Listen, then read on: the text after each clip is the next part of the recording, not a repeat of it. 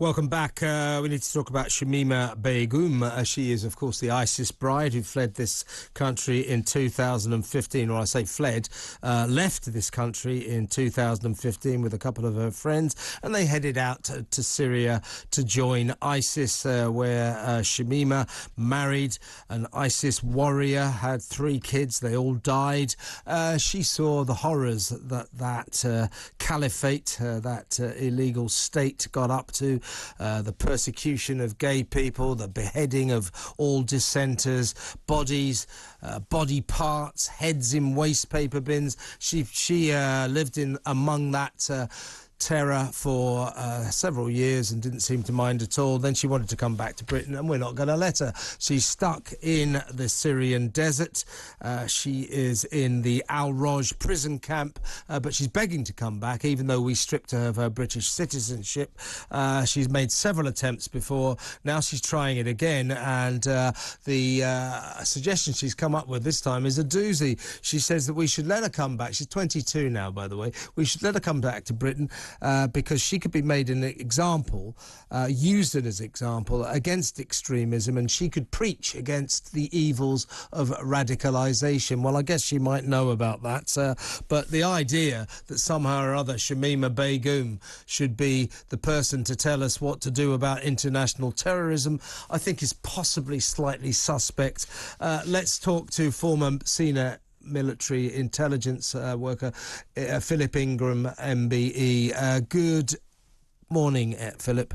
Morning, Kevin.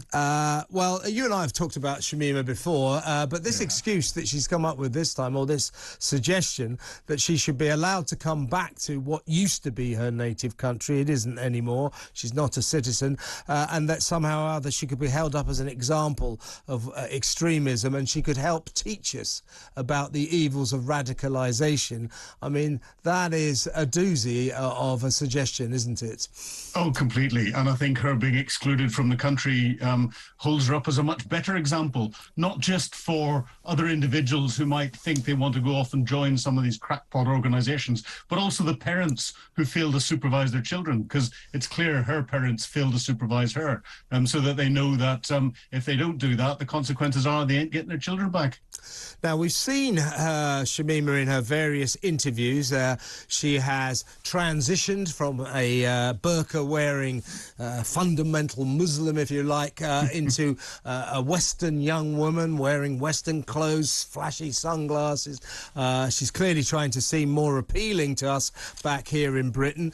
I don't know her, but I've seen her interviews, and I know people who do know her, and they say that a lot of these women in these camps are extremely artful. They're just as evil as their husbands, as the men in ISIS, and she is no exception. Well, you described the horrors that she will have seen.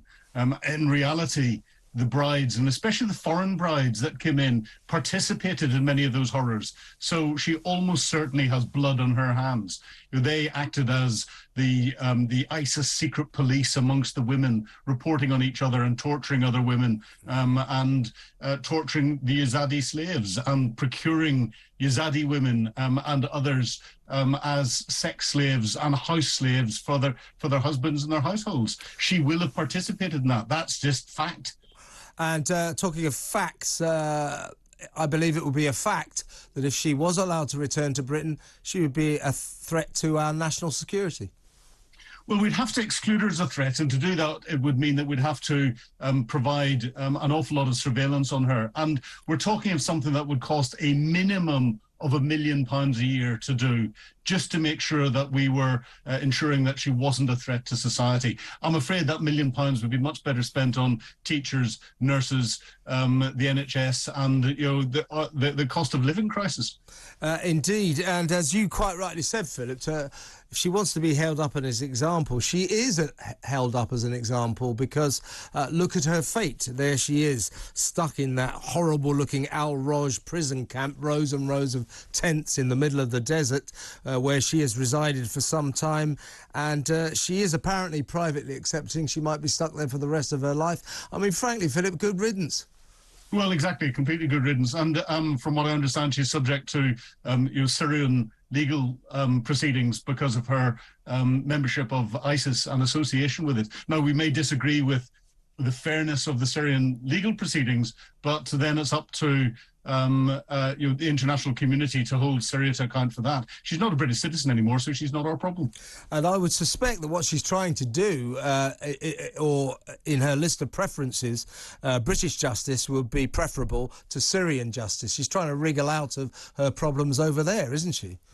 Oh, of course, and you're getting every do-gooding agency going across and grooming her in the same way that she alleges she was groomed by ISIS to feed her the lines that she needs to take to try and get her back again. And, you have to sort of sit down and wonder what their real motivation is whenever they're going to let someone that we know is going to be a threat to our nation and try to get that person back into the country. Surely that's supporting terrorism. Indeed. So we all agree she stays there in the Syrian desert and never to return. Exactly. She made her bed. She can go and lie in it, as yes, my grandmother indeed. would used to say. Philip, great to talk to you as always. Phillip Ingram there, former senior military intelligence officer. Let's go to Manchester. Take a call from Tim, who wants to talk about Shamima Begum. Hello, Tim. Good morning, Kev. Lovely to talk to you this morning. Are your producers lovely people? They're great. They are lovely people, yes, indeed. Honestly, they are. They're so nice. They're all nodding their heads at me through the window there. Well, is that what they're holding the cups of coffee? Yeah. They said your check's in the post. What would you like to say about Shamima? Well, first of all, to Phil Ingram, everything he's just said, I absolutely, totally agree with every word. He's 100% correct. The reason I'm ringing about this today is because Alan Henning, who was from the town that I live in, yep. We all knew him. Of course, we all know what happened to poor Alan, who was executed. Yes. He was a lovely fella. There wasn't a bad bone in him. He was a really nice guy, taxi driver. And he went out there to help people, didn't he? Exactly. He went out there to help people. He went out there with no agenda at all, except to get people, help in any way he could, because he saw what was going on, and that's the type of guy he was. And because of that, he went over there, and then he got his head blocked off. By ISIS, yeah. I mean, the ISIS were responsible for atrocities that are hardly imaginable. And Shamima Begum, if she didn't take part in them, she certainly witnessed them. And you remember those early interviews that she did on television? She was just sort of shrugging her shoulders about walking past, walking past waste paper bins full of heads. It was the audacity. You see, that's the point. For somebody, the audacity of keeping a straight face, not showing any emotion, walking past horrific things like that, and then she changed her mind and decided that obviously it wasn't as peachy as she thought it was where she is, so she wants to come back here. Oh, sorry, it doesn't work like that. Yeah, well, and I mean, there's a lot of us here that to let her back in would possibly cause riots.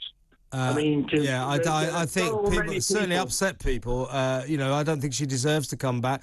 And let's not forget, she is no longer a British citizen, so we don't owe her any favours.